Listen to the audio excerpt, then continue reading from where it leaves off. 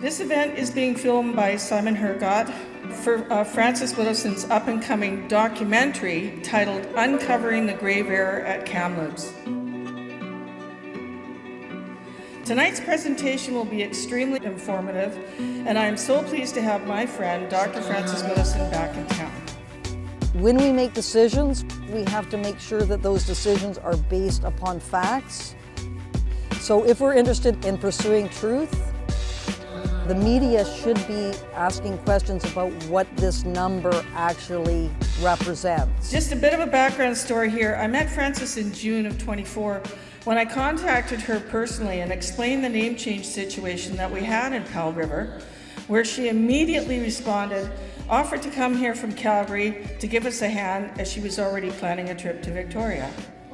Well, the two of us have been in contact almost daily ever since.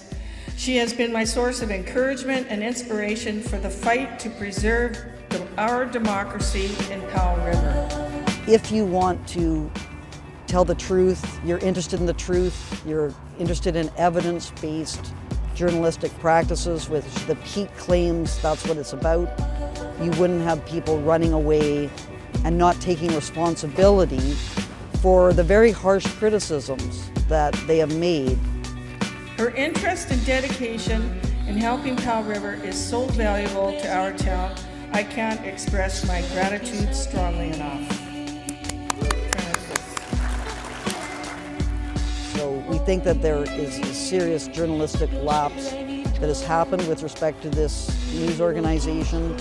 For a publisher to be engaged in this kind of censorship shows you the serious problems that we're facing as a country, that you can actually have publishers of newspapers who see it as their role to prevent open and honest discussion, the pursuit of truth. For those of you who are not familiar with Dr. Frances Widdowson, she is a political scientist who studies Aboriginal policy, academic freedom, and the influence of wokeism, which is totalitarian identity politics, on society. She was a tenured professor at Mount Royal University in Calgary from 2011 to 2021 until she was fired for satirizing woke ideas and initiatives. She has written and edited, often with Albert Howard, 4 books on Aboriginal policy in Canada and is currently working on a manuscript titled The Woke Academy. Widdowson also contributed a chapter to the book Grave Error, How the Media Misled Us and the Truth about Residential Schools.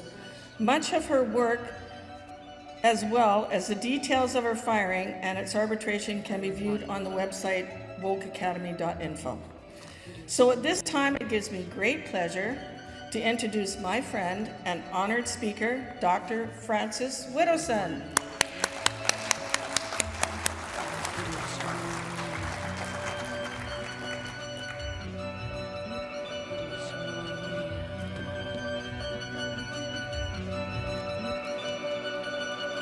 Good evening, everyone. My name is Frances Widdowson. Thank you so much, Diane, for your kind words. And I would also like to thank the concerned citizens of Powell River and the Indian Residential Schools Research Group for sponsoring this talk and giving me the opportunity to come and tell you about the upcoming documentary that we're developing. And finally, I would also like to thank Simon Hergott and Daniel Quigley for all their hard work. They've been working hard, going out and interviewing people, and we have tremendous footage, incredible footage that they've done, which I'm really looking forward to watching in its entirety. And as I mentioned, this is going to be a part of a documentary, and we're going to be going to Kamloops. We're planning to go at the end of April to do more investigations about this situation. Before I begin, it was interesting that Diane did an acknowledgement, and it makes one think about whether that's something that we should be doing, and if we were to do an acknowledgement, what should be in that acknowledgement. And my own view on this subject is we should be honest in whatever acknowledgements that we do, and I don't think that that's happening right now. I'm not talking about Diane's acknowledgement, but I'm talking about people just symbolically providing gestures of things that they don't really believe in. And I would hope that if we were to have acknowledgements, we would put forward something that we thought would enhance our ability to cooperate with one another. And it's interesting thinking about what that would be. And I think everyone would agree that we can all appreciate and acknowledge the work that people of all ethnicities, sexual orientations, whatever it may be, when we work and we contribute to the society, it's important to recognize the construction workers who built this building, the workers who paved the roads that allowed us all to get here, the paramedics who treat us when we are ill, the teachers who educate our children, the janitors who make sure that we live in a sanitary environment. So those are the things that can help to unite us, not how long our ancestors have occupied these lands, those kinds of considerations. So I'm not sure if acknowledgements are necessary, but if they are, we should be working towards developing acknowledgements that allow us to cooperate more with one another. So I'm just going to say to Ted, if you could just advance the slide. Okay, so today, this evening, what I wanted to do is I wanted to, first of all, explain why I've come to Powell River. And in terms of my main concern is with pursuing the truth, trying to understand the nature of reality as it is, not as what we would like it to be. So we have to be accurate in terms of how we understand the nature of reality.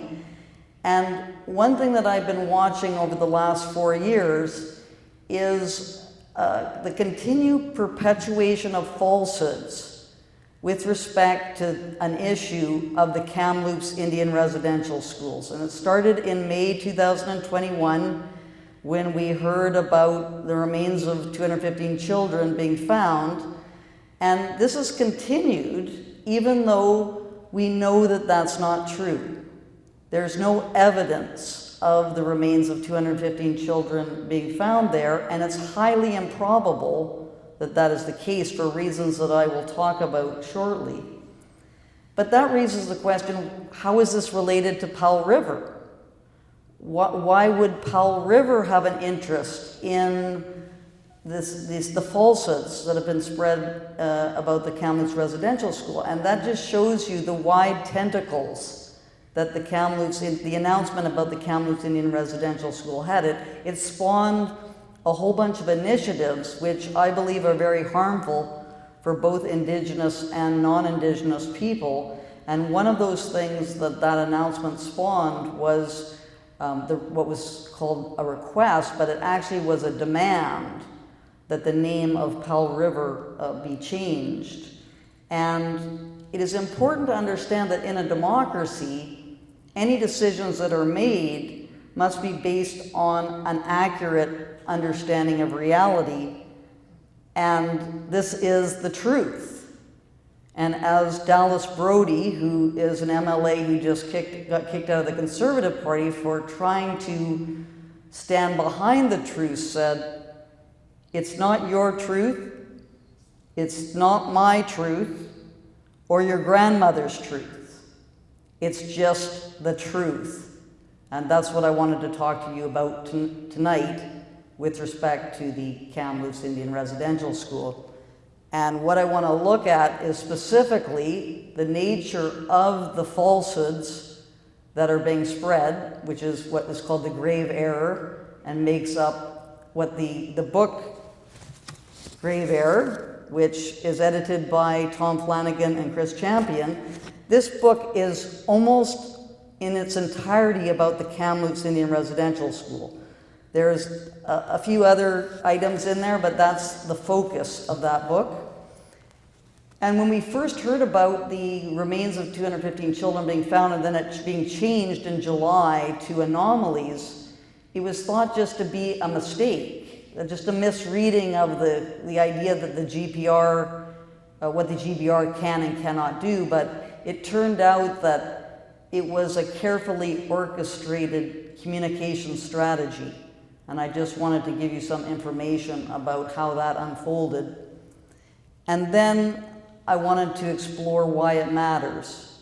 And it matters for a number of reasons.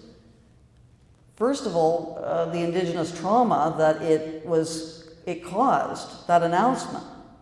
And we should try to reduce the Indigenous trauma, and therefore getting to the truth hopefully will have that effect.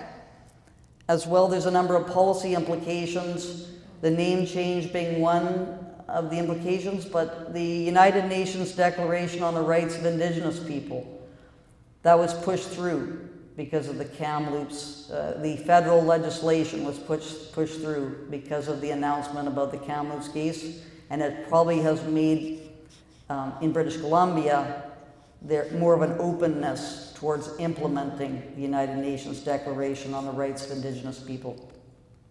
And then finally, the actual destruction of the truth that has been happening since May 2021 with respect to this issue. So that's my agenda that I would like to talk about.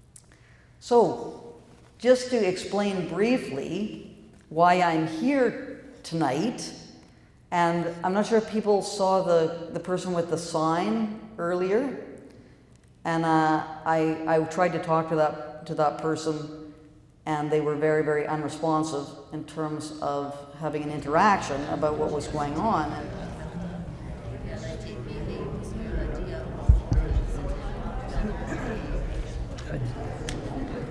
What are your thoughts on free speech and curtailing free speech?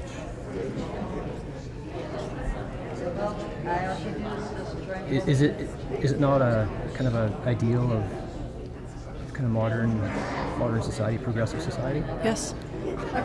So why do you believe in hindering? I don't. These people can be here, say what you want, and have an open heart, and listen to others. That's all anyone's asking.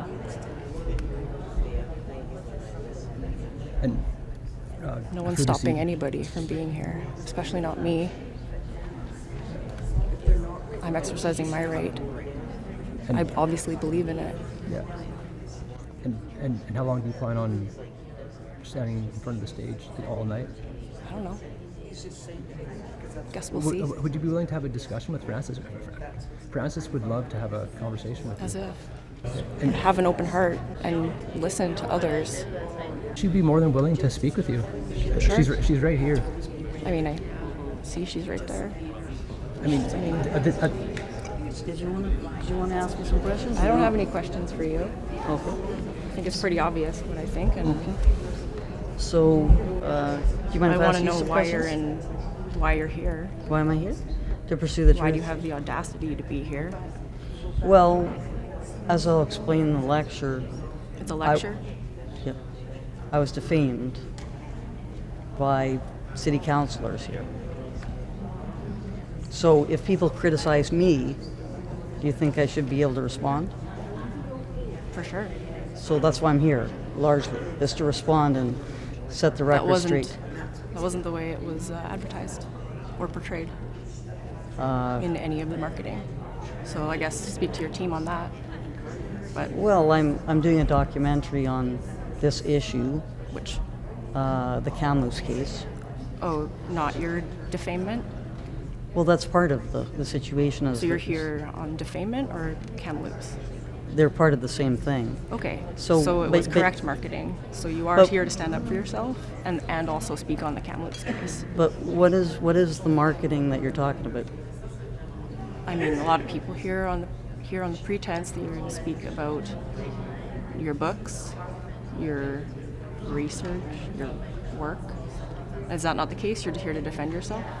Well, I'm defending my work, which was Right.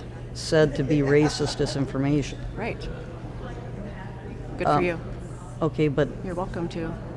yeah, but are you not interested in what my arguments are? I know what they are. Okay, And so I so think that they're. what are my arguments? I don't need to speak your work back to you. I'm not in a lecture. I'm not your student. I won't be summarizing your work for you. If But- you have questions for me, I'm just pretty clear what my opinion is of your work. But do you not want to know what I think? I know what you think. Okay, but what do you think I think? Like, do you want to be accurate in What your... is this conversation? No, but do you want to be accurate in the way you're portraying my work? Do you think that being accurate You think is, your work isn't racist? but you think it is. Yes. So why do you think it's racist? It fully is racist. But why do you think You're it's denying racist? people's history, people's lived reality. And it's pretty clear. It's divisive, it's hateful, it's a bunch of semantics. And these people have suffered real hurt, real loss, and you dealing with it so flippantly in this academic lecture, it's offensive. It's offensive to people, and it's offensive to people in this community. And you can see by how they had to close off half the theater, there's hardly anybody here. People are offended. They're offended by your thoughts. They're offended by your research. Okay, but if you could just let me know what you think is racist about my work, that would be Why helpful. are you even going down this line of thought? But what if you're going to say that my work is racist? Don't you think that you have a responsibility to say why you think it's racist? Not to you. So you think that it's appropriate just to make accusations without any evidence? I mean, there's tons of evidence, but your books are all the evidence I need. Okay, but It's Exhibit A and A to Z in your one book. That's the evidence of your racism. Your books, the existence of your books. End of story. But what is it in my books that you are arguing is racist? Are you kidding me? So therefore, you're just going to What be is the able point to... of this conversation? Well- Do you think someone's going to come out a winner and someone's going to come out a loser? No, or I'm going to sit here and listen to your lecture? It's not the case. I want to understand What is there to understand? why You're hurting you... people by putting this shit forward. Look around at the demographic here. What do you think you're putting forward with your ideas? Who do you think you're helping? Do you think you're actually changing the world? Do you think you're helping people? Do you think the truth is important? The truth is important. Okay. So what I'm trying to figure out is the truth. And I think you're wrong. I think you haven't found it. You're on the wrong path to Okay, truth. well, how am I on the wrong path? You're on the wrong path because look around you. There's not a single Indigenous person in this room. Well, If you wanted to know what actually happened, speak to the people it happened to. okay, but we're Don't- talking about the Kamloops case in this instance. Yeah, there's So- lots of surviving people. And we're going to be going to Kamloops to talk to people Good in for you. Kamloops. I hope you find what you're looking for. But in terms of trying to understand what the truth is, if you think that I've made some errors, You have. then I would like to know what those errors are so I can correct those errors. I mean, I don't need to summarize your research. I don't need to summarize the arguments against your research, which are highly available so online. have you read anything Yeah, that I've... So I've read what have all you your- what have you read? I've read Grave Error. I've read all your little... Oh, so you've read my work. I've read your books. So They're not... okay, so you've read Billy Remembers? No, That's my work in Grave Error. I don't know Billy Remembers. Okay, so you have not read Grave Error. I've read Grave Error, but I don't know Billy Remembers. But And also, I don't care. I don't want to talk about your work anymore. I think it's a bunch of bullshit. but if you are not able to even Lady, assert what I don't need is to in assert anything. But you're claiming you've read Grave Error. You don't even know what's in Grave Error. Yeah, it's a bunch of BS. I know exactly what's in that book.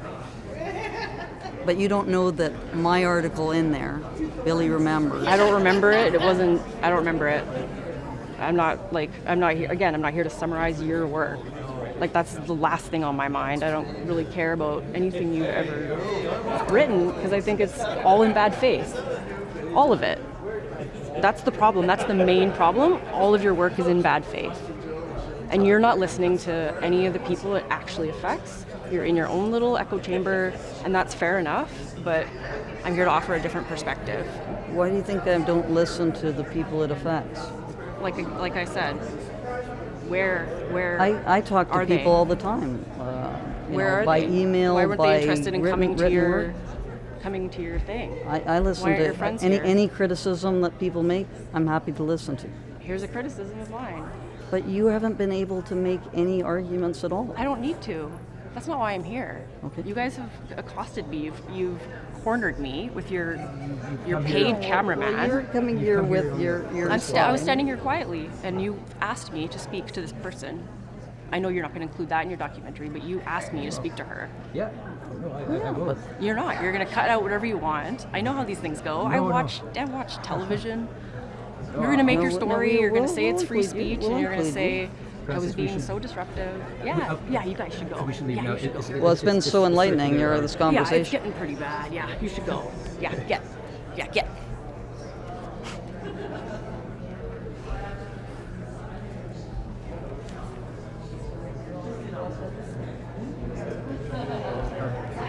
Would I be able to get your name? You don't get it.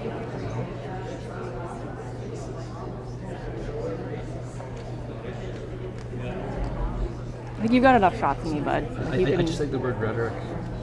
Cool. Sorry. Get out of here. Thank you for your time. Really? Thank you. Yeah, get a different job, man. Have a good night. And again, I was sort of accosted with the question, why am I here? What right do I have to be here? I'm not living here, so why am I here? These kinds of questions, which I might add are not questions that are asked of people like Sean Carlton and Leah Gazan, who are also not living here. So it's perfectly acceptable sometimes to have people come and provide their research and their views on things to widen the discourse. But if you disagree with them, then you hear this this type of attempt to delegitimize your position. But I have a very personal reason for being here, and that is that in terms of the book that I have contributed to, Grave Error, it has been denounced by members of City Council. And this happened on September 12th. Rob Southcott made a motion to affirm the Union of British Columbia Indian Chiefs resolution, which accused the contributors of Grave Error of, and I am a contributor to that book, I have a chapter in there, of spreading racist misinformation and being engaged in residential school denialism. And when I phoned into that city council meeting to ask questions, I asked Rob Southcott, what is the racist misinformation in Grave Error? And he refused to answer the question. I find that absolutely appalling, that elected politicians can just defame people and not even respond or try to give any kind of account as to why they're doing what they're doing. So I should be able, if people are going to denounce me and my work, why would I not then have a right to come and try to defend that work? It just doesn't make any sense when people make these arguments. The second thing which I should mention is that I was terminated from Mount Royal University in December 2021, and therefore, and for making arguments which are similar to the ones that you're going to hear this evening. And this is an indication of the terrible problems in universities with being able to develop and distribute knowledge. This is a huge problem, and the area of the residential schools is just one of those issues which is not being discussed openly and honestly in universities. And therefore, I see coming to various places and giving talks about the problems in the universities as a duty that I have as an academic to inform the public as to what is happening in our universities across the country, because I'm sure that Mount Royal University isn't the only one. As well, as I just mentioned, Leah Gazan, who is an MP for Winnipeg Centre. She came to Powell River on January 20th. She was invited. She gave a talk in the same venue, and it was this talk and, in fact, the misinformation that Leah Gazan spread and her denunciation, once again, of grave error, the book Grave Error as residential school denialism, that prompted Diane and the concerned citizens of Powell River to invite me to come to provide an alternate viewpoint. So that's very important, that when you have one view that's being put forward which is highly contested, that you should have other perspectives also offered so that people can weigh those, and you don't have to agree with them. You can look at the different perspectives and try to understand. There might be some truth to some aspects of one position and problems with others, but at least you have a wider variety of information than you would have if it was just one view that was being put forward. And then finally, I am co-author of the book Disrobing the Aboriginal Industry with Albert Howard, who is the co-author. And this book, if people are confused as to why all these divisive things are happening, why are all these grievances being put forward that don't seem to make a lot of sense, and as Diane mentioned about John Hackett's request that he made in June 2021, if that request was made under false assumptions, and I'm going to argue that the two reasons, and Diane said Israel Powell Powell River being named after Israel Powell, and the 215 remains of children, those are the two reasons that John Hackett gave. Those were not based on fact, so therefore he should withdraw that demand. But how come he's not? And that's wound up with the situation in Aboriginal politics that has been happening since the 1970s, which is a legally driven type of politics, which is based upon constant disputes and diversion of funds away from the isolated and marginalized communities, which need to have those funds devoted to them to improve the conditions. And that all gets diverted to things like the name change process, which never needed to happen at all. It was just a huge waste of money that could have been spent on much more important items that would improve conditions in Indigenous communities. So the name change, just like the unmarked graves, these are all Aboriginal industry-driven initiatives.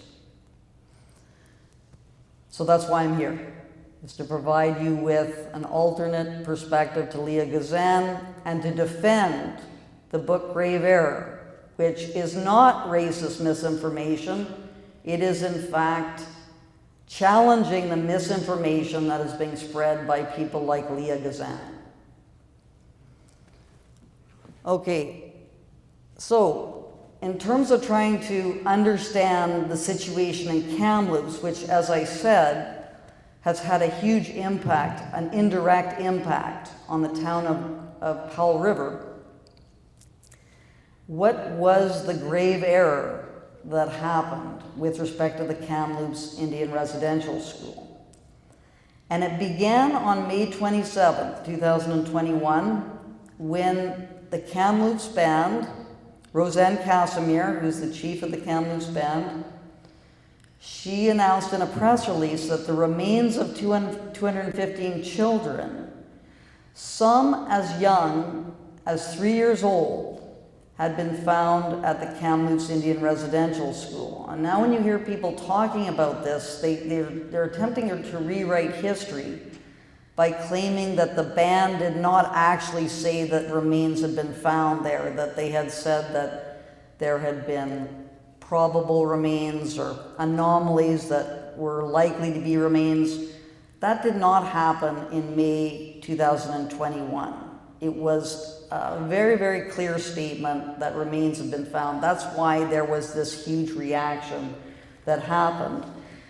Casimir, however, said in an interview that the report had not yet been received from the GPR experts, so there was a report that was being developed that would be released in mid-June, and that would then be distributed to the public. That's what we heard in May 2021. A month and a half later, on July 15th, 2021, Sarah Bollier, who was the ground penetrating expert who surveyed the site, said that remains had not been discovered on the Kamloops site, that it was in fact 200 anomalies or targets of interest that had been discovered. And there's a you can watch the entire presentation, it's on YouTube. I highly recommend people do that to just get a sense of what happened that day on July 15th. You might be wondering why it went from 215 remains to 200, so the number changed from 215 to 200.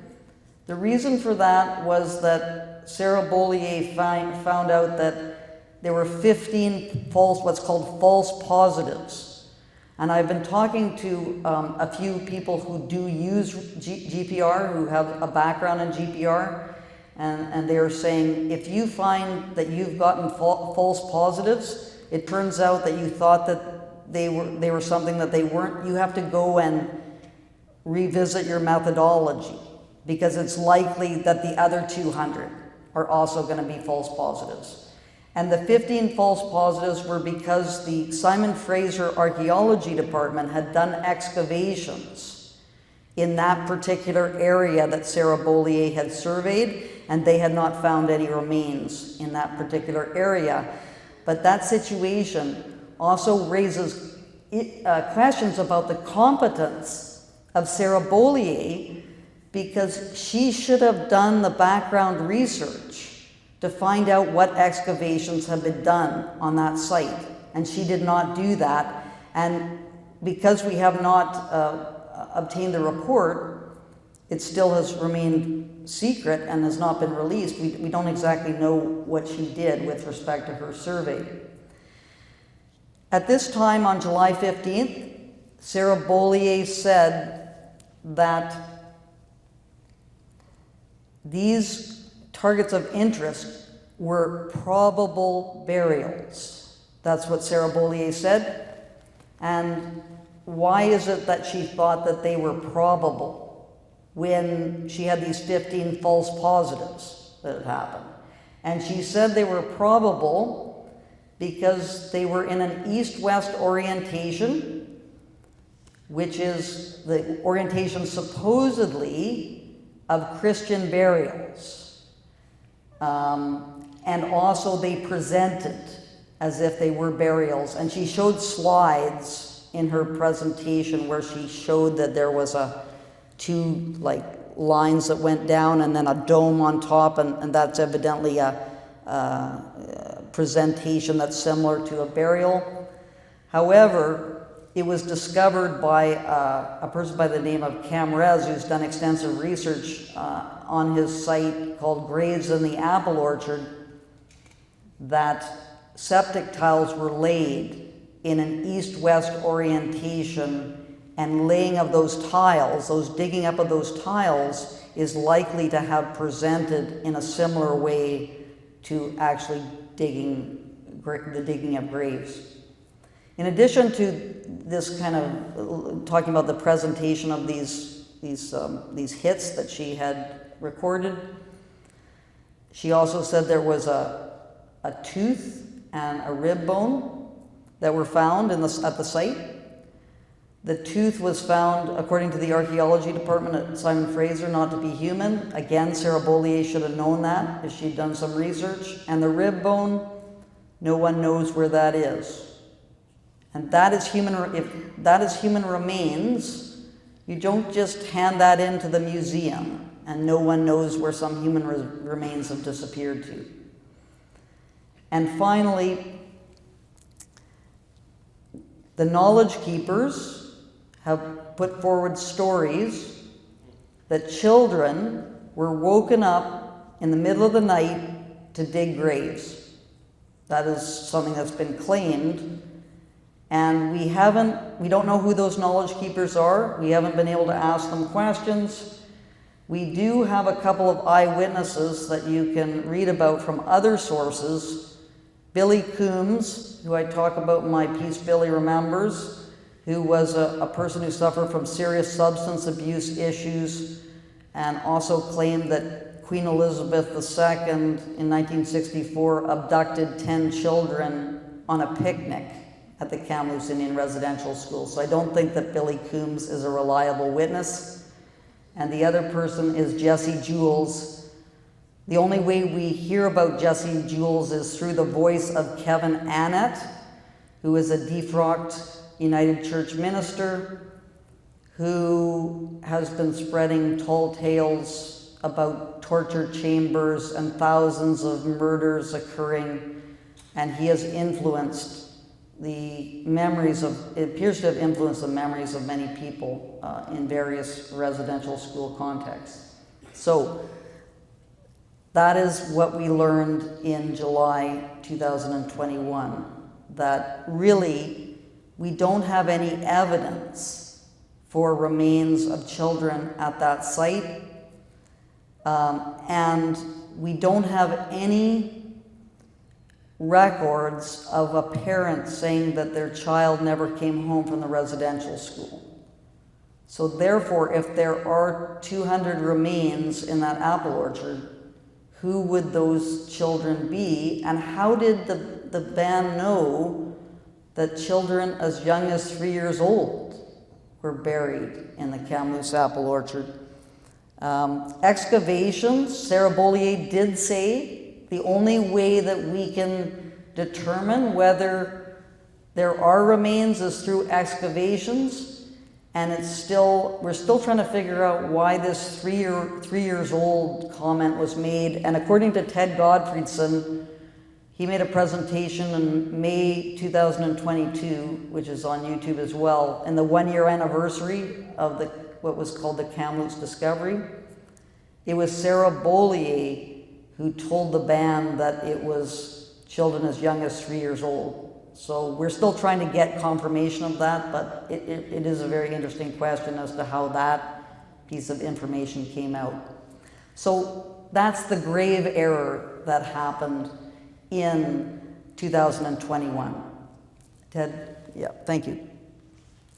When we first heard about the different story that began to emerge between May and July 2021, we first thought it was just a mistake, that people had misread the ground penetrating radar and thought that ground penetrating radar can detect remains. That was what was initially thought. And it turns out that that is unlikely. It was much more a calculated communication strategy designed to get people to think that the remains were there. And there's a few pieces of evidence that show this is likely to be the case. The first is we got a whole bunch of documents that were released to Blacklock's Reporter. That's an investigative journalism organization in Ottawa. They got a Freedom Information request and finally got these records from emails that were sent between the Kamloops Indian Band and the federal government. It's about a 260-page document. It's heavily redacted. That's the problem with all these emails, but you can start to glean some of the information that comes out of that. And the first is that between July 5th and 9th, so that was about a week before Sarah Bollier's presentation. There's a document which is a request for funding, a request for $9.2 million. And on that request for funding from the Kamloops Band, it says excavations. So that $9.2 million was for excavations. And then in other documents, which are also heavily redacted, there's reference to $3.2 million, $1.6 million in 2021 to 2022, and again the same amount for 2022, 2023, which has these deliverables that it's referring to, which are about potential burial location excavated from 2021 to 2023. So it's referring to trying to find excavate these potential burials. Those documents are a little bit more uncertain because they're in kind of a spreadsheet type format. And we're not sure if those were documents that were developed by the band or by the government, but it appears to be the band was mapping out its work plan for excavations between 2021 and 2023. So that's the first thing. Money was paid out for excavations. The 215 remains number was mentioned in these documents. Up until now, 4 years later, not one shovel has gone into the ground at Kamloops. So that money, those millions of dollars, what did they get spent on? And the Blacklock's documents show money went for a variety of things, including payment to 25 consultants. That was a lot of the money went to that, communications consultants. Because it's very apparent that the band spent a lot of energy on controlling the communications. So we thought when we saw the May 27th press release that came out, that just was put out that day.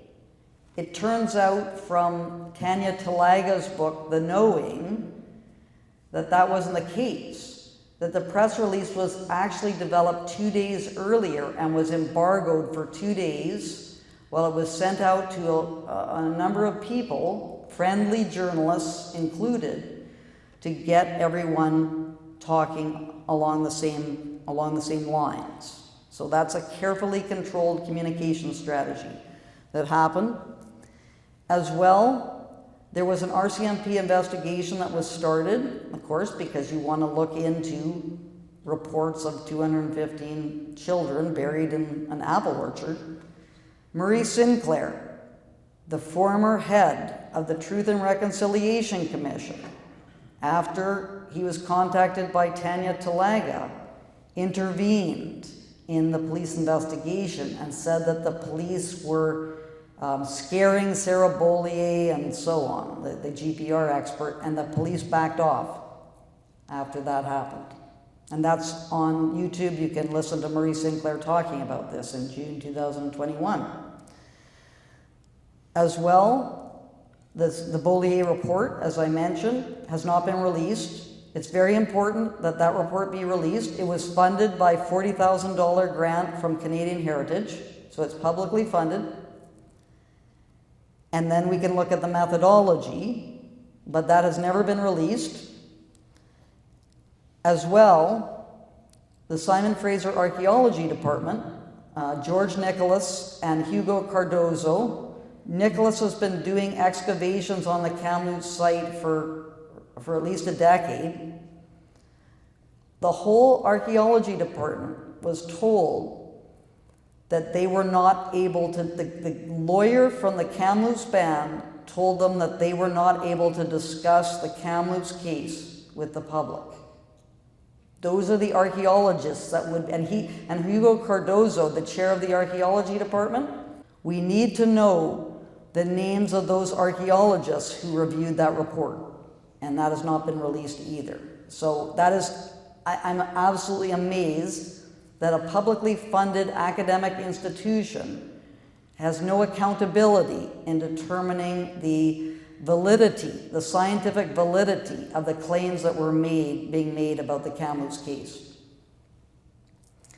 So even though we heard on July 15th, 2021, that remains had not been found and remains could only be determined through excavations, Indigenous leaders, after that presentation was made, continued to make claims that the remains of 215 children had been found at the Kamloops site.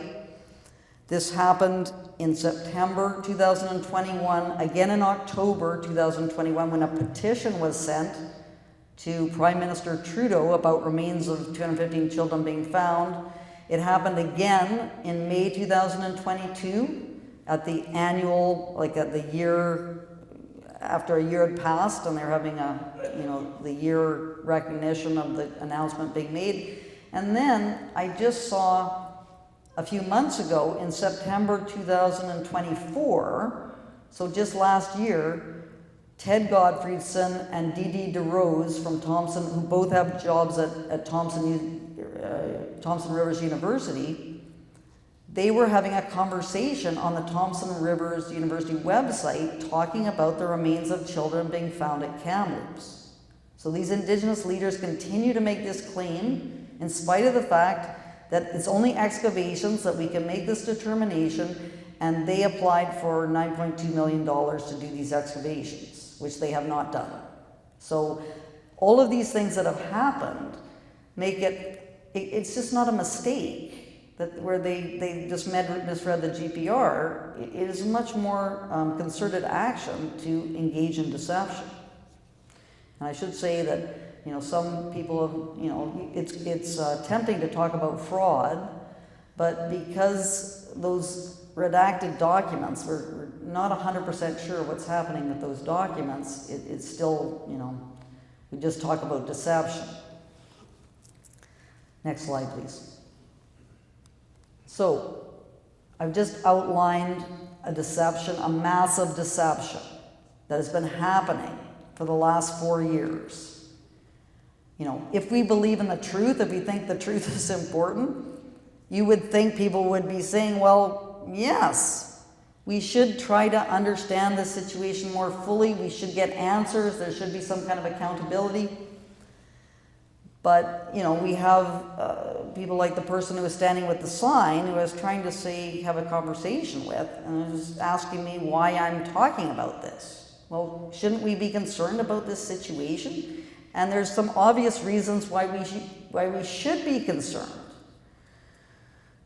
First of all, the Kamloops band hired grief counselors in 2021, May 2021, to deal with the trauma that had been caused by the announcement that the remains of 215 children had been found. In order to reduce Indigenous trauma, shouldn't we find out whether there are children buried there or not? Wouldn't there be a relief? Wouldn't there be national relief that these children are not buried there? And that there were no children who were, foul play was involved and they were buried clandestinely? So that's one issue that one would think would be on the top of people's minds. Secondly, sorry, Ted, could you just, secondly, we had the policy implications, UNDRIP and the name change. And then third, we have the destruction of truth that is happening because of this. That's a general overview of what I'm going to be talking about. Ted, could you just advance the slides? So, Indigenous trauma, this is a professor from the Thompson Rivers University. Her name is Nicole Chavez, and she's been writing about the Kamloops case, and she goes into some detail about the trauma that was caused by the announcement. And this is something that happened across the country, and as I mentioned, if this is the case, then it's important to do the excavations to address people's fears about the children who died, who are claimed to have died, but also, if you thought that your children had been killed by non-Indigenous people in Kamloops, people who are running these schools, wouldn't you have a certain amount of fear about those people's intentions towards you? And therefore, shouldn't that be addressed as to whether that fear should really be felt or not? And so that's another matter that should come out through trying to get to the bottom of what has happened in the Kamloops case. Next slide, please. And these are the important policy implications. And there's numerous policy implications because a number of decisions were made in the aftermath of the announcement that happened in May 2021. And people on Powell River, and that's how I became introduced to Powell River, is because of the name change process, which is still ongoing. The Kamloops case resulted in John Hackett sending a letter to City Council on June 21st, 2021, claiming that Israel Powell had done terrible things and the town was named after him, therefore the town should no longer be named Powell River. But as well, what prompted him to do it in a more animated fashion at that time was because of the remains of 215 children being found, claimed to have been found at the Kamloops Indian Residential School. And that is specifically mentioned in Hackett's letter. And because of the children that he claimed had been buried in at the Kamloops site, he claimed that genocide had occurred and therefore amends would have to be made and the name change would be part of that. But it didn't end there either. This got mentioned again in 2022. Eric Blaney, in the beginning of the name change process, when he was on there was a Zoom type of consultations happening with Eric Blaney. Eric Blaney mentioned that he'd just come back from the May 2022 year anniversary that was happening at the Kamloops band. They had this long 10-hour discussion that was going on, and he had attended that, and there was constant reference by the Indigenous leaders at Kamloops about the remains being found on the site, even though that it had been determined that it was just anomalies at that time. Anyway, Blaney mentioned this in the startup of that conversation on May 30th, 2022. And then Dave Formosa, the mayor, at a town hall meeting on June 1st, 2022, also started off his remarks with a reference to the remains of 215 children being found. So this falsehood, because the Kamloops band keeps on mentioning this over and over again, even though they know that's not the case, has infused into all sorts of other discussions that are happening. And it's that's one of the problems. It's very difficult to change people's recollections of things once something becomes deeply embedded in their consciousness, and we're having a very difficult time trying to correct the record now about this. The second very important policy area that people are probably starting to become aware of, and this is a much more significant, I'm not trying to downplay the significance of the name change, but it has a much broader impact on British Columbia specifically, but also on Canada, because in April 2021, there was a lot of opposition federally to turning the United Nations Declaration on Indigenous People into a piece of legislation. And I don't know how much people know about the United Nations Declaration on Indigenous People and all the legislation that's come out of that. I've done some background research on this area. And the United Nations Declaration on Indigenous People has a long history. It's an aspirational document, and it's part of the international system. And basically what it says is that all nations have a right to self-determination. So it's an international sort of interactions between states at that level, at the international level. Indigenous groups, starting in the 1970s, got it accepted that they were nations and therefore had the right to self-determination, similar to Quebec. The nation, Quebec is a province, but it also sees itself as a nation having the right to self-determination. And all the referendums that were happening in Quebec were about Quebec's right to secede from Canada and to become its own state. That was the nature of the Quebec kinds of struggles that were happening. Indigenous groups in the 1970s were able to have politicians accept that they were nations similar to Quebec, but of course, they're not really comparable. Quebec has a population of millions of people, has a legislature, has a judiciary. If Quebec wanted to become its own state, it would be able to do so. Because there are states of, 5 million people in the world, like they operate in an international system. That's very different than 633 Indigenous First Nations, which often have 500, 1,000 people, don't have an economic base, don't have the institutions which would be present in what would typically be called nations. But because they're called nations, they start to be recognized in the international sense as having the right to self-determination internationally. And that's got a symbolic character to it. It's sort of a wishful thinking kind of exercise. But what's happened now is that declaration has been actually made into law in Canada, in both provincially in British Columbia with what's called UNDRIP, and nationally with a United Nations Declaration, rights on, I don't remember the exact name of it, but it's basically the Rights of Indigenous People Act federally. And the federal one, the federal piece of legislation, actually got implemented in June 21st, 2021. That's when it actually became law.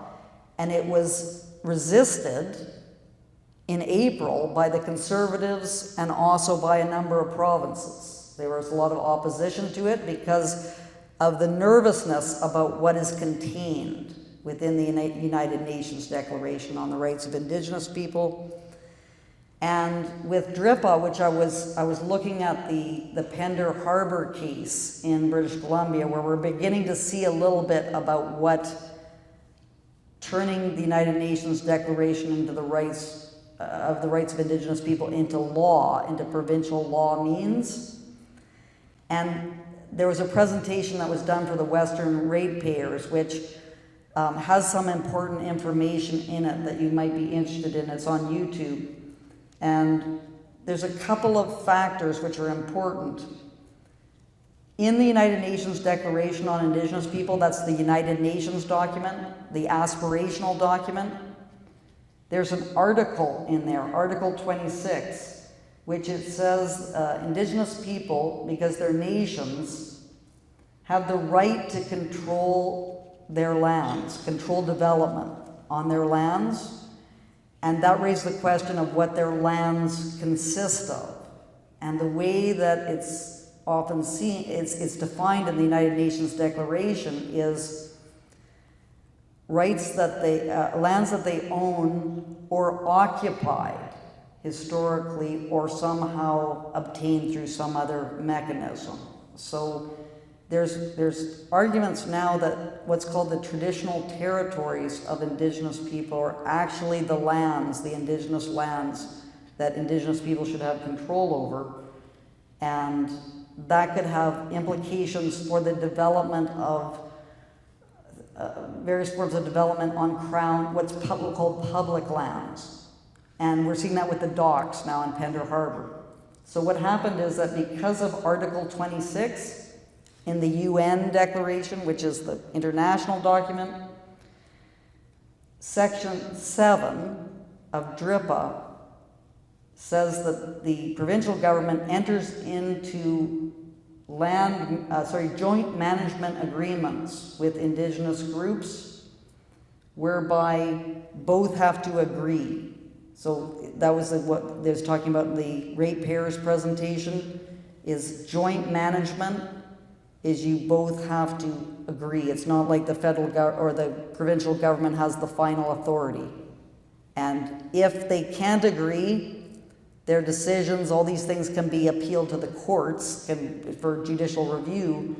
But what's occurring with the Pender Harbor situation is you have now to fight it out by hiring lawyers to make constitutional challenges about this piece of legislation. So we don't quite know what's going to happen with that legislation because things are not well defined, but it's going to be a huge legal battle that is going to be occurring with respect to UNDRIP in British Columbia, which people should be aware of. Anyway, I'm happy to try and flesh that out a little bit more in the question and answer period, but it's quite a complicated area that I'd be happy to kind of explore some aspects of that. Final problem, besides the policy implications and like the Indigenous trauma that is caused by this grave error, is the terrible assault on the pursuit of truth that we are seeing that is related to this case. And I discovered this myself, of course, because I've been dealing with this area for about 30 years. I've been studying Aboriginal policy for about 30 years. I've been in the university system since 1997, and I was able to do my work, do my research in the university system until I guess it was starting about 2020 when everything began to break down. And you cannot discuss the residential schools or Aboriginal policy openly, honestly in universities anymore. And as a result of that, the knowledge that is developed and disseminated in universities is seriously corroded. And we see this now in the discussions that are going on about the Kamloops case, is that we have academics like Sean Carlton, Negan Sinclair, Keisha Supernon, who they're really the only ones who are talking about the Kamloops case in the academic environment, and people like myself have been pushed out, so we're not able to really provide a critical analysis of that. And what happens is when the media goes out to get experts to talk to, they pretty much just talk to Sean Carlton. That's what you'll see when you see the experts discussing this matter. And so that means that the truth about the residential schools is not really being developed very effectively in the university systems. And that has a ripple effect to other areas of society. And one area where we're seeing that is in the legal system. And for people who've been following what's been happening with the lawyer James Heller, who just wanted to change the Law Society's training materials, they were claiming that the remains of 215 children have been found in Kamloops. And Heller was proposing just to have the word potential put in that training materials. They refused to do it. There was a resolution that he put forward that was defeated. And then the Law Society defamed him as a residential school denialist, and it was implied that he was a racist by the Law Society and associated legal body. And then he was defended he's suing them for defamation. And the MLA Dallas Brody was just saying there's 0 bodies been found in Kamloops, and because of that she was attacked by of course the NDP government, but also by members of her own party. And then she appeared on an event that I was involved in and just was making that quote about it's not your truth, it's not my truth, it's not your grandmother's truth. She wasn't making any comments about survivors of sexual abuse or anything. And then the leader of the Conservative Party claimed that she was mocking survivors of sexual abuse, and she was removed from the Conservative caucus. So if we cannot have truthful statements being made within the Law Society, this just shows you how terribly things have deteriorated since this Kamloops case first was aired in 2021. And finally, we hear it's almost a mantra now. We cannot have reconciliation without truth, or we must have truth before we can have reconciliation. And it's just kind of stated, but we need to investigate what that actually means. And I think if we talked about it, most people would agree with that statement, which is reconciliation is about learning how to live cooperatively with one another. It's not about just doing everything that Indigenous leaders demand that people do. Like, that's not reconciliation. That's, someone dictating to you what you've got to do. But if we're going to truly figure that out, if we're going to try and figure out how to live more cooperatively with one another, how to actually try to address problems, and I guess it can be summarized of, in order to try to solve problems, you need to be able to understand the cause of those problems. And it's through pursuing the truth that we're able to actually understand the causes of problems. And we're not able to do that at all. We have no understanding of the cause of the terrible deprivation that Aboriginal people are facing in these isolated communities. This is not about wealthy bands or the Indigenous leadership. This is about the fetal alcohol syndrome rates of 25 to 40% in these isolated communities, just absolutely state of emergency conditions. But why are we not spending our attention and trying to figure that out instead of searching for non-existent missing children and making all these allegations of genocide, which are highly contested? And it's because, and this is where I think the work of Albert, Howard, and I can come into it, it's because of the Aboriginal industry, which Albert and I documented in 2008 as to what was going on, which is there is this body of lawyers and consultants which sees the answer to every Indigenous problem as diverting funding to Aboriginal organizations. And these organizations have no interest in addressing the deprivation of these marginalized Aboriginal people. And even if there are these payouts that are made for the residential schools, that does nothing to address the terrible educational problems, the health problems, the violence, the suicides, all these terrible things. All it does is provide, a temporary infusion of cash into that area with the disastrous substance abuse problems that follow from that kind of policy response. So I think we have to take the Kamloops case very seriously. It is making it very, very difficult to try to address Indigenous suffering. It is increasing racial tensions between people, and in order to try to figure out how to solve all these problems, it's very important that we try to make sure that we understand reality, and that is not happening at all with respect to the Kamloops case specifically and Aboriginal policy more generally. Thank you very much.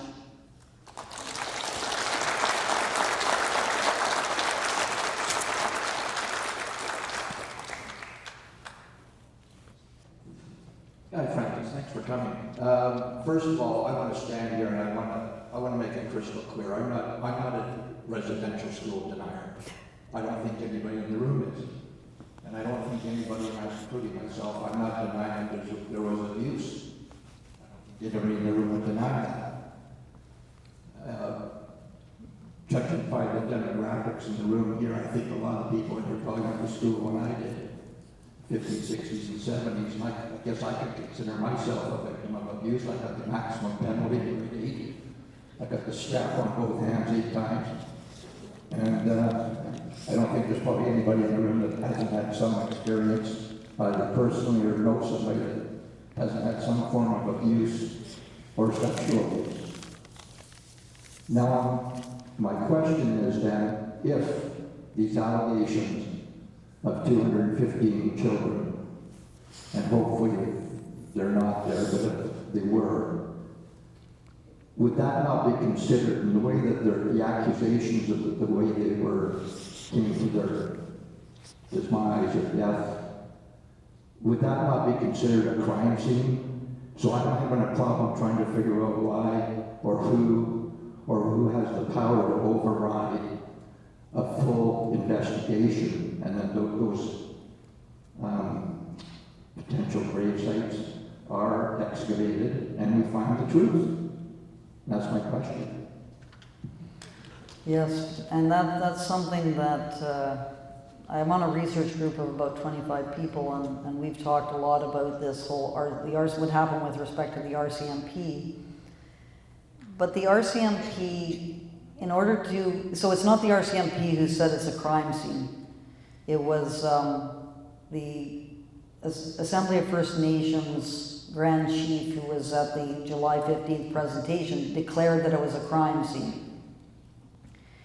But the RCMP, if you were to say, I believe there's, bodies buried in my backyard, for example, the RCMP would ask you, well, what evidence do you have of that? Why do you think that? And if you said, well, there's been stories in my family for generations about bodies being buried there, the RCMP is unlikely to go and start digging in your backyard, because that's not sufficient evidence for them to do that. So the RCMP, it appears that the RCMP is likely to have looked at the situation and assessed it and said, the evidence is not sufficient for us to embark upon that. I would argue myself that it's now much larger than that, and the RCMP should really step in because of the kinds of allegations that continue to be made. So I don't know how pressure can be placed on the RCMP to do that, and whether that's possible.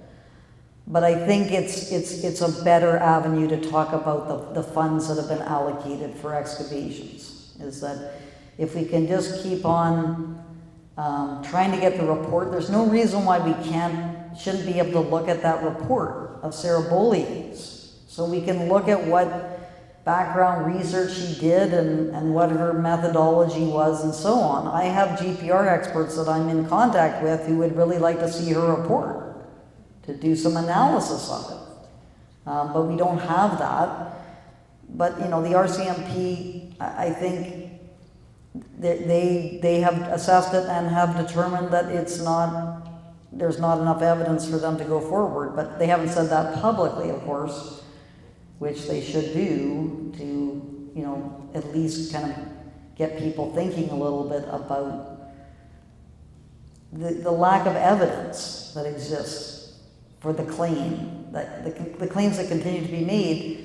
And the disturbing thing is, I believe it's Rick Kaufman did a report with the Macdonald-Laurier Institute on wokeism in Canada, and the one issue that is very strong is people, there's a majority, and I think by quite a large margin, of people who do think that there's 215 children buried in the Kamloops apple orchard.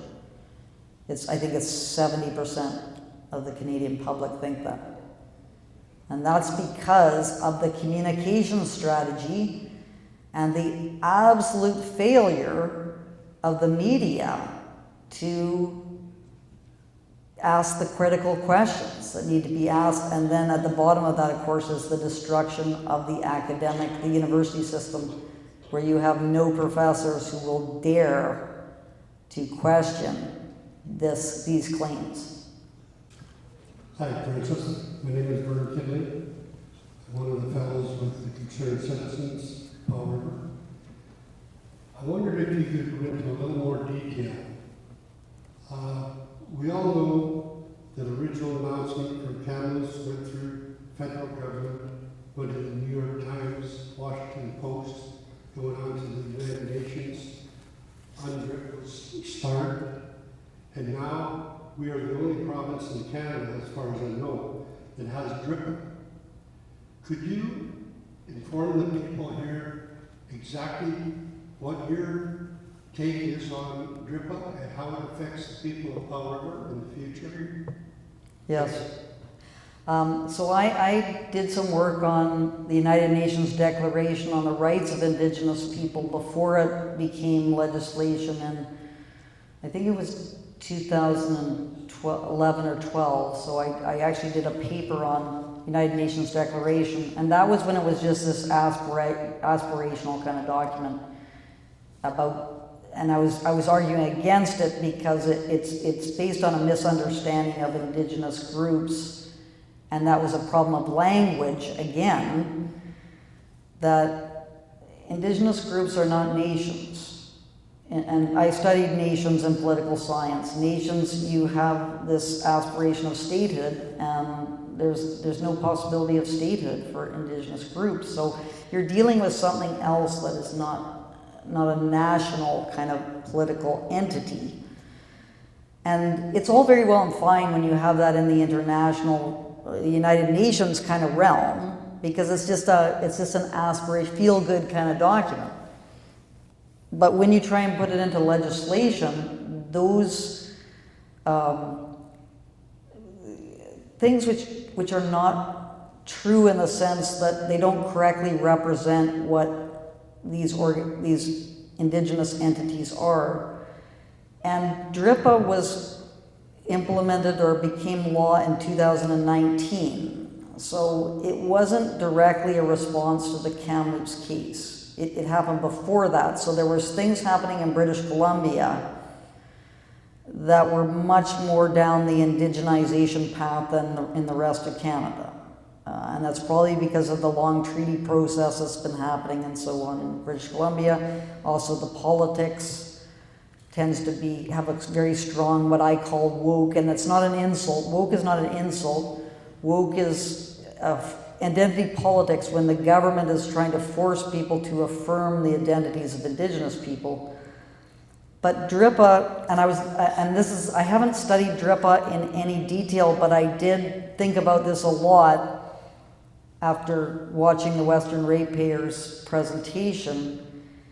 And the problem is that it takes the Article 26 of the UN Declaration, which is about the right of Indigenous people to control development on their lands, and it puts that into legislation, which means that it is now enforceable. It's not just aspirational, it's enforceable.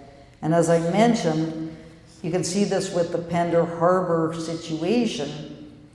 And listening to the account of that, Section 7 of DRIPA is about the government entering into these joint management agreements. And it's not been determined yet. So a lot of it depends upon what the government decides to do.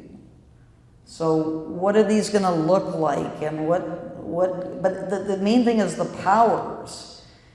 If you have a joint management agreement, it means that both parties have to agree. So if Indigenous groups, and just to give you an example, maybe that would be easier.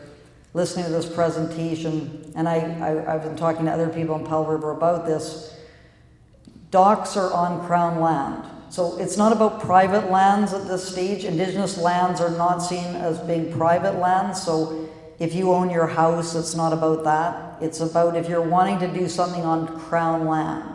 So if you have a dock, docks are on Crown land, public land, that's public land. Lands that are owned by the province of British Columbia. This person who wanted to do some renovations on their dock or replace things on their dock, they put in a permit to do that, and that had to go through this joint management process, and they were told that they would have to spend tens of thousands of dollars on an archaeological assessment that would be done by an organization associated with the Indigenous group. So it's again this Aboriginal industry kind of mechanism where you, because of your indigenous rights holder, that entitles you to divert funds to basically pay you rent or pay you some kind of money that is going to go towards all these permitting processes. Another example that I know of is, this is my father's property on Reed Island. The lands on Reed Island are claimed by 3 Indigenous groups. It's overlapping claims. So Indigenous lands, it's not been decided yet who those lands belong to. We have a lease, because my dad built a breakwater on that property, because we were thinking of putting a dock in there. And so we have to lease that property, that breakwater area every year. And I wanted to give up that lease on it because we're not going to probably build a dock there. And my sister said, well, we shouldn't do that, because if we ever have to renegotiate, try to get a new lease on there, it's likely it'll have to go through some consultation process with all the Indigenous groups that are claiming that area. Maybe it won't have to, I don't know, but it's enough to make us continue to have this lease that we are not using, because we're afraid of what's going to happen if we were trying to renegotiate it. So anything that requires a permit for things that you want to do on Crown land has the potential to be impacted depending upon what the government does. So that's the kind of thing we're talking about. Frances, Yeah. you're in a unique situation here, because First Nations here has a treaty settlement. So why would they be entitled to anything that is in the city of Powell River? Like, I don't get it, how, when they already have a treaty settlement, that they can apply, for example, they just got 150 acres at the mill site here, through an MOU with the NDP government. When they already have a treaty settlement. So I don't understand how all this is tied in. Yeah, and you're not alone. I looked it up, I looked up this, just briefly, I looked at the treaty process that's in place in British Columbia, and you can look on the website of the government to see this. And there are one treaty that has actually been finalized, which is, I believe it's the Nishka, but there's 7 others, including the Tla'amin, which is in the what's called the implementation phase.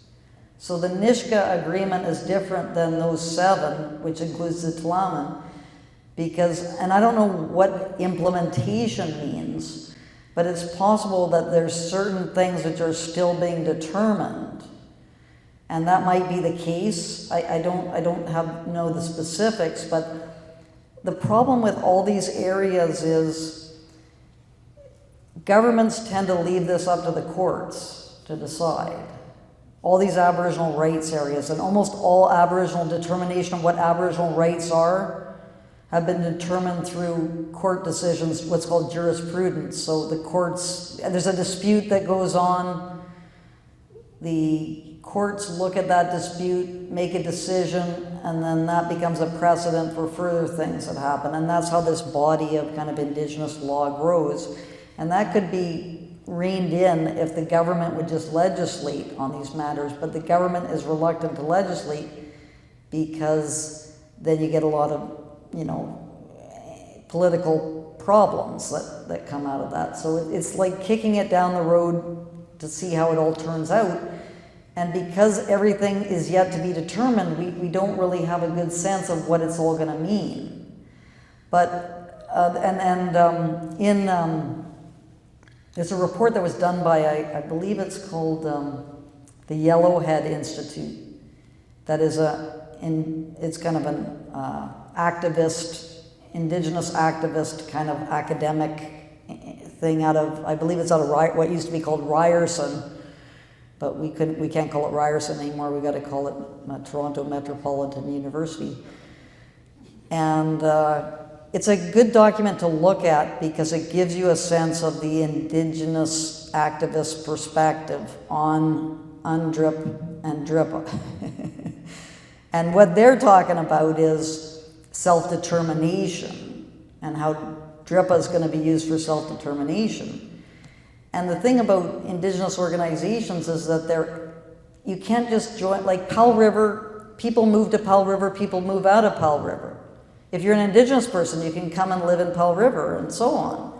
But you can't go and live in Indigenous communities and be a part of that political entity where you control what happens politically there. So it's bringing in an ethnic principle into what was a geographical kind of way of thinking about things. And that's not going to be very consistent. That's not going to sit well side by side.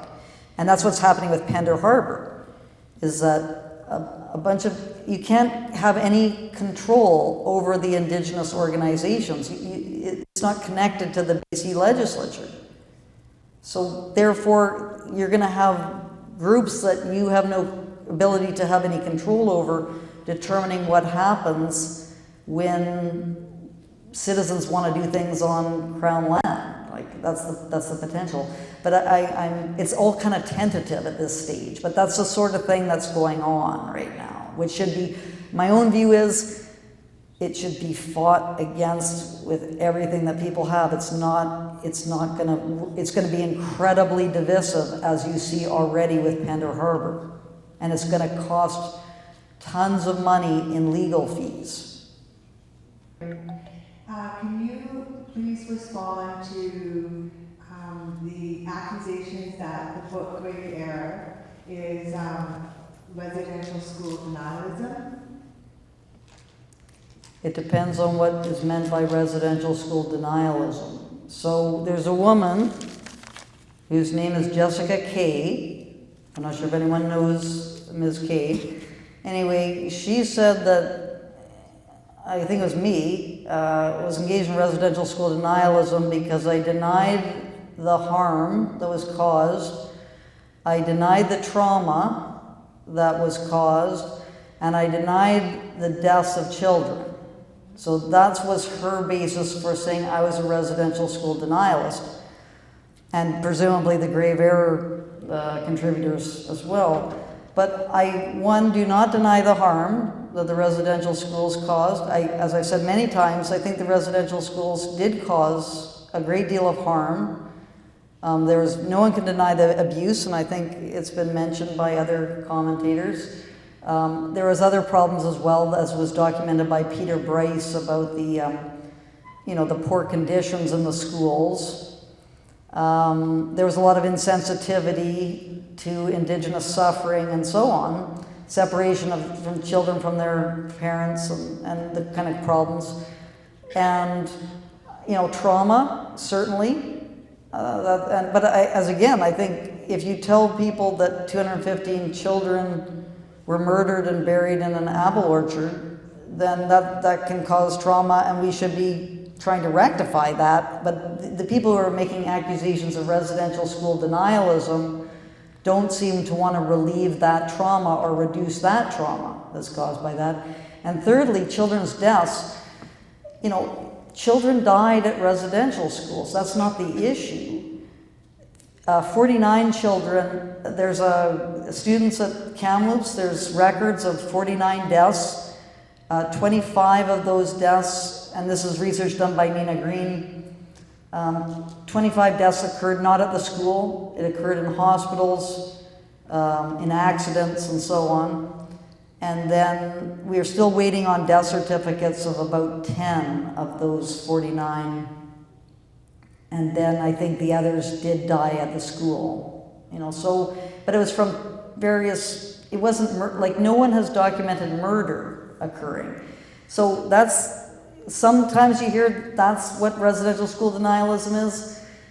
Other times it is if you deny that the residential schools were genocidal.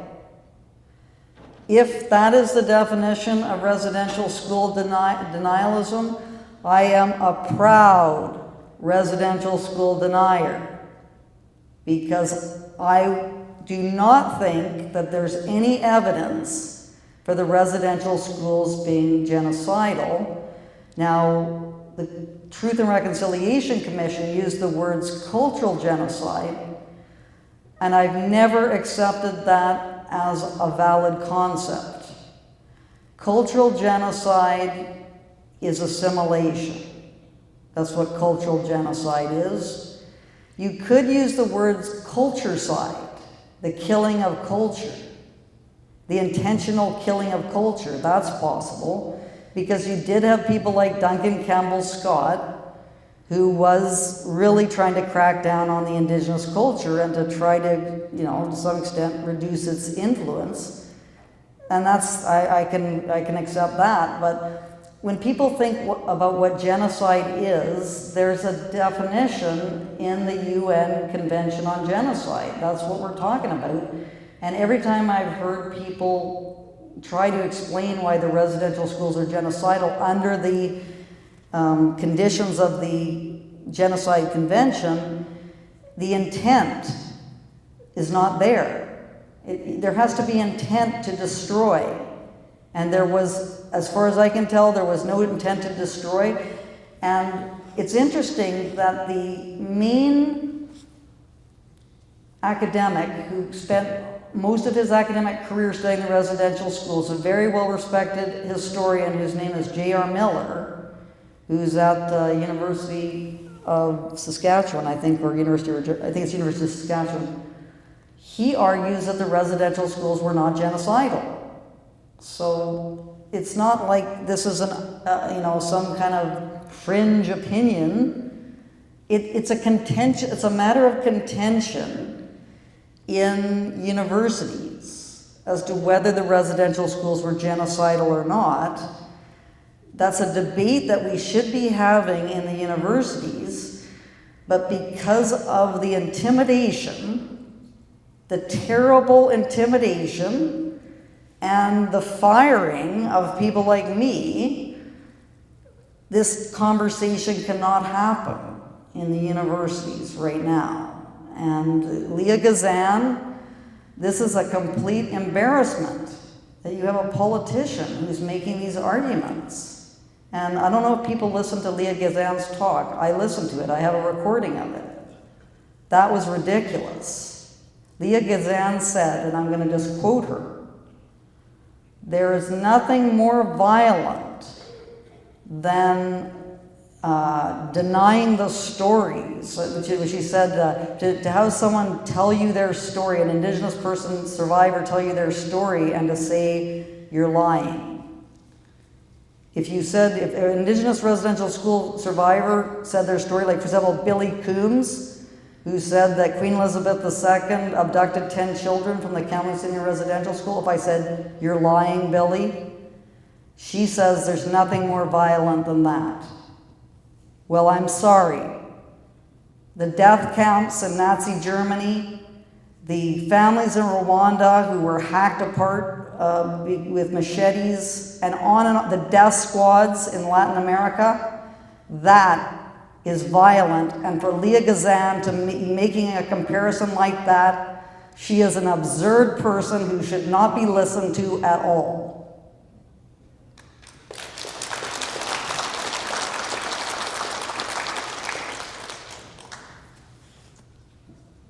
and this is a big part of Michelle Sterling's work, who's also a researcher that I've been interacting with. In the 1940s, the government wanted to shut the residential schools down because of they wanted just to turn everything into day schools. But the problem was, why they could not shut the residential schools down was because of the terrible alcoholism in the communities and the neglect of children.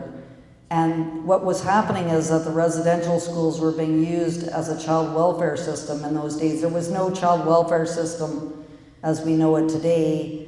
And for children who were orphaned or neglected or had families that were completely dysfunctional, the residential schools were the only place where those children could be looked after. So that's another factor that is not really very well understood in the current discussions. You know, I think that there were a lot of difficulties in trying to institute the residential school system, and there was as well a mentality that existed at that time where there was a lot of suffering that was being experienced by all sorts of people in all sorts of contexts. So you didn't really have the same surpluses that exist now to be able to have the time to think about what to do about all these terrible problems. It was just people were often just trying to get by day by day. And this logistics of those schools, especially in remote areas, you know, this is something that has to be considered as well. So I think there's a lot of factors that need to be looked at in a much, you know, in a manner that's much more rigorous and less activist oriented, which is sort of the climate now that we're dealing with in the universities and trying to have discussions about the residential schools. Can you comment on why you think, you mentioned there was a percentage that 70% possibly of the public were believing in the Kamloops bodies. What do you see as the way to get through to that percentage? Like, I see online and follow this, and it seems that those that are allies with the Indigenous that are very vocal and use, you know, instead of wanting to discuss, they will hurl names or call you racist or whatever. Like, why are they afraid of discussion? Like, what do you see as the way forward to opening more discussion? Like, do you understand what I'm trying to say? I do. Well, my main weapon, if I can call it that, is what's called spectrum street epistemology. And so what you do is you go into Thompson Rivers University in Kamloops and you do sessions on claims about the Kamloops Indian Residential School. And you, for example, the remains of 215 children have been confirmed at the Kamloops Indian Residential School. And try to get people to engage. And it's not easy. I'm not sure. I was trying to talk to a woman who had this sign saying that all sorts of things about my racist semantics and so on, and I could not get anywhere. Like I could not even get her to state what was behind her claims about anything. And she would just say, when I would say, what is the racism you're talking about? She'd say, it's in your books. And I say, well, what in your books is racist? What in my books is racist? She says, it's in your books, it's right there. I don't have to talk to you about it. So that kind of situation is impossible. So it's not gonna, but there's a spectrum of certainty on it. And there's a number of people who haven't really thought about it very much. And so if they could just be exposed to some different viewpoints, and you can do that with the spectrum street epistemology, The other thing is going into, well, actually Daniel and Simon have been going around interviewing people, and it's quite interesting to listen to them try and articulate why they believe the things that they do, and we're hoping to do that in Kamloops, just to go and interview people on the street and see what they say.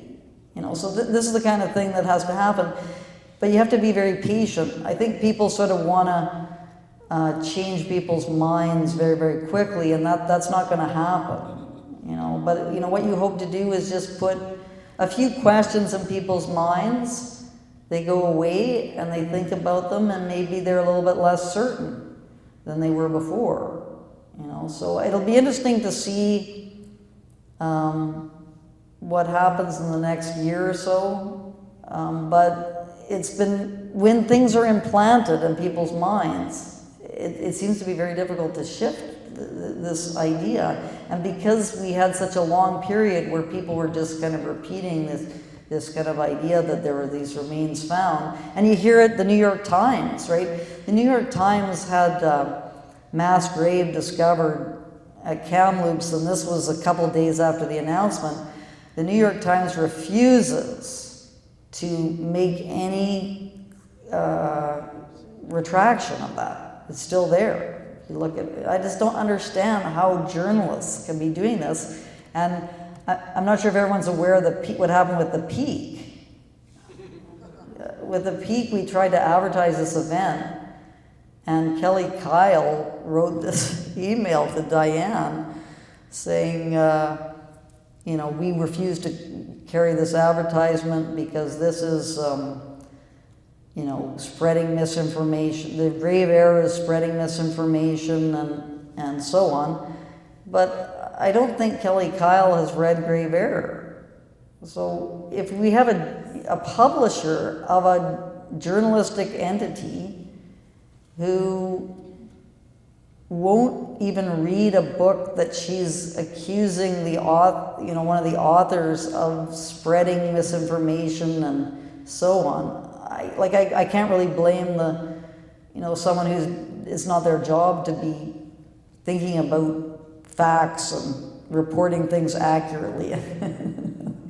It's just, I'm continuously astonished by the degree of the inability of people to, especially people who are professors, journalists, you know, people who should know better but don't seem to know better.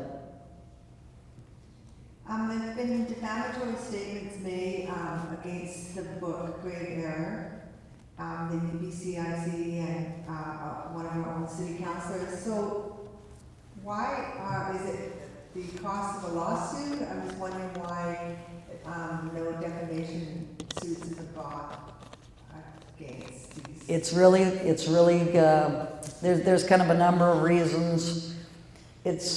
It's a long process. Ask anyone who sues for defamation. Kaylin Ford is a good example. She's been at it for years. It costs a lot of money to do it. And in the end, like, I really don't like the legal route for any of these things at all, because it tends to not make people discuss things more openly. It just causes people to become, like, I would love to just try and have an interaction with Rob Southcott about this. Like, my invitation is open for us to sit down in an interview and discuss why he thinks, whether he thinks, but he doesn't even seem to think that. It's more, he just thinks it's supporting Indigenous people. Like, that's kind of the view, but Indigenous people deserve the truth just as much as everyone else.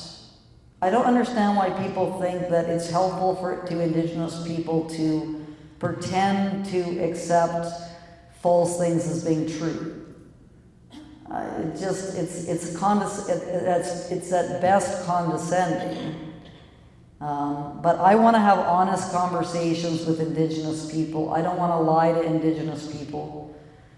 And I respect them too much to pretend to agree with them when I don't agree with them. And if they're mad, well, that's their right to be mad, but you know, it's not helping things for them to believe that the remains of 215 children are buried in the Kamloops Apid Orchard when it's highly improbable that they are not. People misconstrue hate speech, and when in the criminal code it's hate propaganda. You're very familiar with it. How do you feel about nonprofit organizations coming up with their own definition of hate speech? Well, I'm opposed to hate speech completely, like our hate propaganda. I think that there's the United States has the best approach towards this kind of these circumstances, which is incitement. So that's what they're concerned about. So you can, you know, have all sorts of horrible ideas and thoughts and so on, but as soon as you start to be involved in trying to incite people to go and commit a crime, now you're doing something illegal. But because we have this hate propaganda, I think that it should be as narrow, we should try and make it as narrow as we possibly can, and what people are trying to do is broaden it. So therefore harm. I've heard now, if you say something that harms someone, it should be illegal. Well, harming someone, psychological harm, that could be anything. It's trying to make things really subjective, and that, of course, it's gonna be the end of any ability to discuss what George Orwell said. You know, what is it?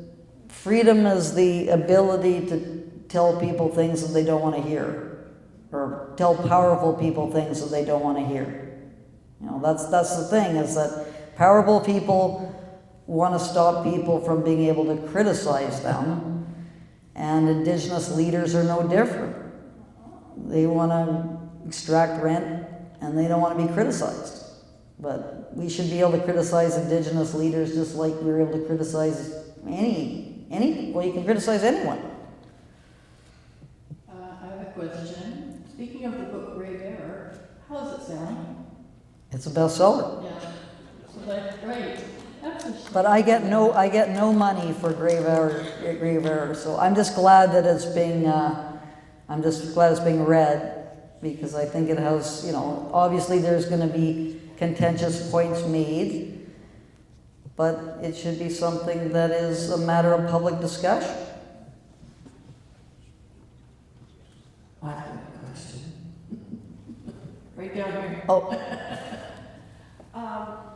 Just wondering what your opinion would be on, you know, Canadians want to get to the truth, and they want to force the government to help us find the truth about the, you know, alleged buried bodies everywhere. Do you think it would be worth our effort to produce a petition that we could present to the House of Commons, trying to get a couple 100,000 signatures on that petition and bring it forward to the House of Commons and say, look, Canada is sick and tired of coughing up millions and billions of dollars. We want some answers, like final answers. We want to know the truth. Let's dig it up and get it solved. If there's bodies there, there is. If there isn't, there isn't. Let's cut off the gravy train. Like, let's get to the truth of it all. Do you think that it would be worth our while to do that endeavor? I think any effort, you know, if you could get a couple 100,000 signatures on it, could have an effect, especially if it's presented. I think that one of the good things about those kinds of petitions where you present them to the government is that it's entered into the public record.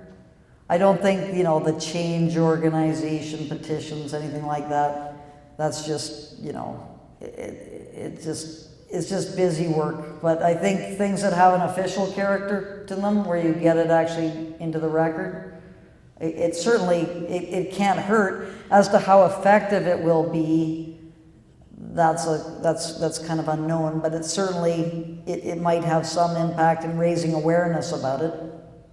And the people who, like, there's people who just haven't thought about it, heard the first few newspaper reports, and that's just the view they've carried forward ever since. You know, that's opinions that can be changed if they're provided with evidence.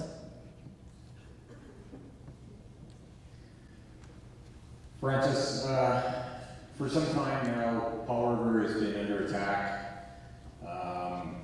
in regards to name change, in regards to councillors that have spoken a word and attacked by other councillors, thinking he's saying the wrong stuff.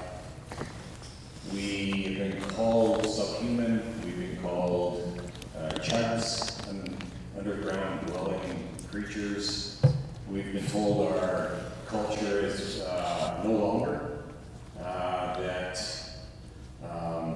what we are doing, what we are saying in denialism, or even when we say things are being segregated, even worse than we've ever known, because Powell River, the people that live here have been working with people from Plum, playing sports, going for drinks, going to parties, and we've known each other for years. It just seems that since, I would say 2003, when our accord was signed and there was the treaty put in place, that things have been going downhills. And everybody that I have talked to in this community and outside of regional areas are very, very tired of all this stuff.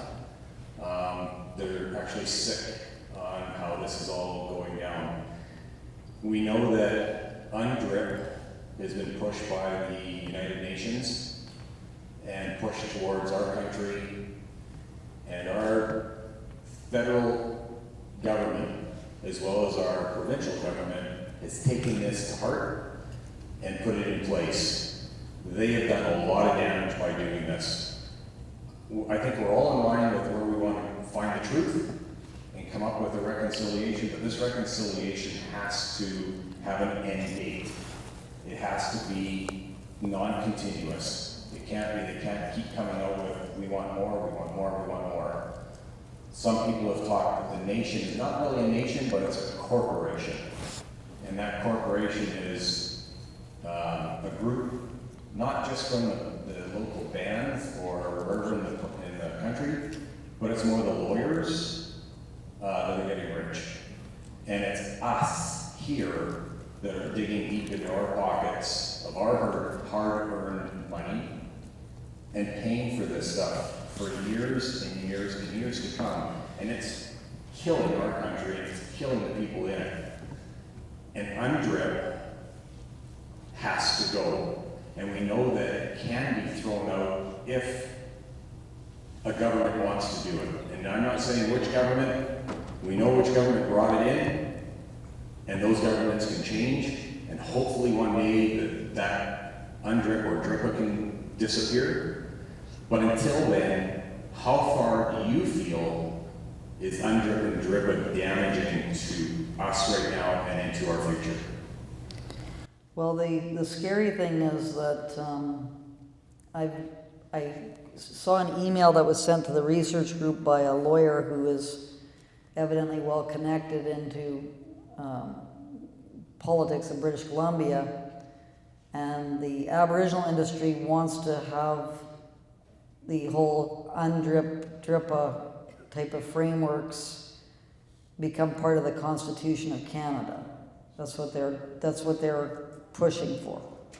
And if that happens, that is truly the end, because you will not be able to remove it through changes of government. I think the whole, and I argued against the United Nations Declaration on Indigenous People when it was just an I didn't think it was a good, even as an aspirational document, I did not think it was a good document because it's wishful thinking that's not rooted in reality. But that's kind of where we're at now with a lot of various issues, not just Indigenous issues, but other issues as well.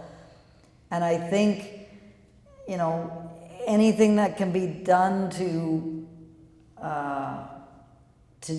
reduce its influence, like this thing about the docks. People should really fight hard, because that's, I think, is the first instance of that happening. So, and the person who was giving the presentation for the Westview ratepayers, he was saying, you know, no one cares. The reason why they're doing this is because no one cares about people with docks. Like, they're like, you care about your own dock, but you don't care about a group of other people who have docks. But if we could just say to people, look, this is not about one person's dock or 10 person's docks, or like, it's about the whole way of developing these joint management agreements with an entity that's not responsible to the legislature. So it's not, there's no lines of accountability to the legislature. That's a real problem, and I believe that's part of the constitutional challenge, is that they're challenging it, that it's contrary to some section of the Constitution because of that. That to me is the key feature. That's a real problem.